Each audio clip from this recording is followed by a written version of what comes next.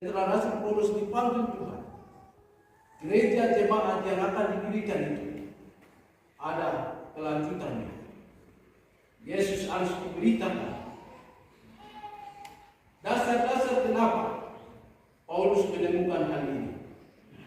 Paulus memberitahukan kepada Timotius untuk jangan malu bersaksi tentang Tuhan kita Yesus Kristus. Yang pertama adalah memberitakan Injil adalah perintah dari Yesus itu sendiri. Matius pasal 28 ayat 16 sampai 20. Pergi jadikan segala murid, semua orang menjadi muridku dan baptislah mereka. Ini suatu perintah. Harus bersaksi tentang Yesus itu. Perintah yang kita tidak boleh gagalkan. Kita tidak boleh tidak mau, tapi harus lakukan. Memberitakan. Markus pasal 16 ayat 15 dan 16. Beritakan, dan kalau dia dengar dibaptis.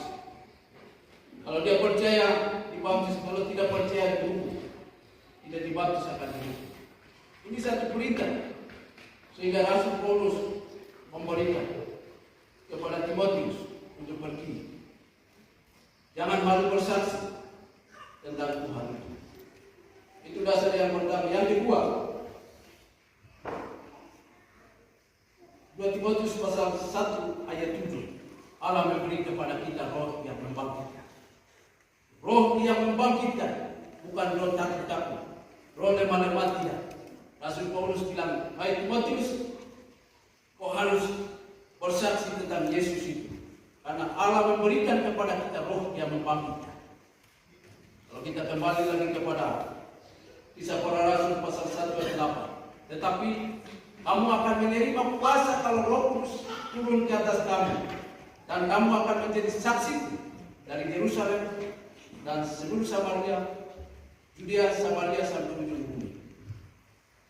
Ini kuasa Roh itu. Roh Kudus akan turun kepada mereka.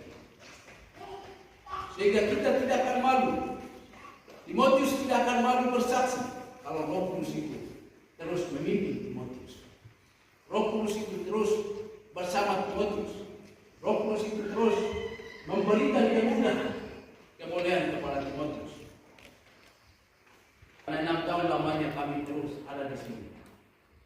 Kalau Roh Kudus tidak memampukan saudara dan saya, kita akan tinggalkan pelayanan dan akan pergi. Kalau Roh Kudus tidak memberikan kekuatan kepada saudara,